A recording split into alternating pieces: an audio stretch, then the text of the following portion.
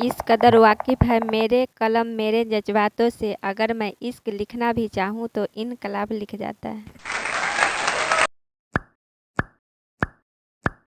भगत सिंह भारतीय स्वतंत्रता सेनानी थे जो भारतीय राष्ट्रीय आंदोलन के दौरान मशहूर हुए। उन्होंने नौजवान भारतीयों में स्वतंत्रता के लिए लड़ने वाले एक प्रेरणा स्रोत के रूप में मान्यता प्राप्त है। उनका जन्म 28 सितंबर 1907 को पंजाब के जिले लायलपुर में हुआ था। भगत सिंह की आधी शिक्षा उनके पिता सरदार केशवचंद्र और माता विद्यापति द्वारा प्रदान की गई। उनके पिता एक स्वतंत्रता सेनानी थे जो उन्होंने स्वतंत्रता संग्राम में प्रेरित किया। भगत सिंह को छोटे से ही राजनीतिक और सामाजिक मुद्दों के प्रति रुचि थी और उन्होंने देशभक्ति और स्वतंत्रता के विचारों को अपना लिया। भगत सिंह की सरकारी विद्यालय में अध्ययन की समाप्त होने के बाद उन्होंने नाट्यकारी और लेखक के रूप में कार्यरत रहने की तैयारी की।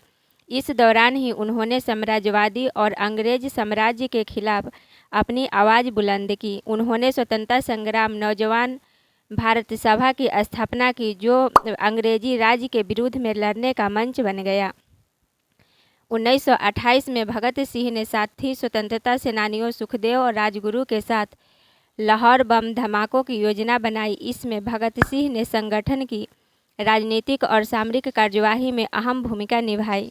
8 अप्रैल 1929 को भगत सिंह सुखदेव और राजगुरु के एक समूह ने सायंकाली वक्ती जलियांवाला बाग में इकट्ठे लोगों के बीच अंग्रेजी सरकार के विरोध में आंदोलन किया। इसके बाद भगत सिंह और उनके साथियों ने सुरेंद्र नाथ बनर्जी की हत्या की, जिसके कारण उन्हें गिरफ्तार किया गया। भगत सिंह सुखदेव और राजगुरु को विचार शून्य तथा बिना न्यायिक प्रक्रिया के फांसी की सज़ा सुनाई गई। उनकी मृत्यु का समाचार पूरे देश में आश्चर्य और आक्रोश का कारण बना।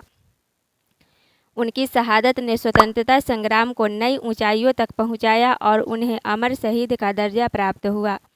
भगत सिंह की शौर्य गाथा और उनकी देशभक्ति भाव ने देशवासियों को प्रभावित किया। उनके संघर्ष और बलिदान के बाद भारतीय स्वतंत्रता आंदोलन में नया जोश और उत्साह आया। आज भी उन्हें युवाओं के बीच एक प्रेरणा स्रोत के रूप में स्मरण किया जाता है और उन्होंने अपने देश के लिए दिए गए बलिदान को सलामी दी जाती है।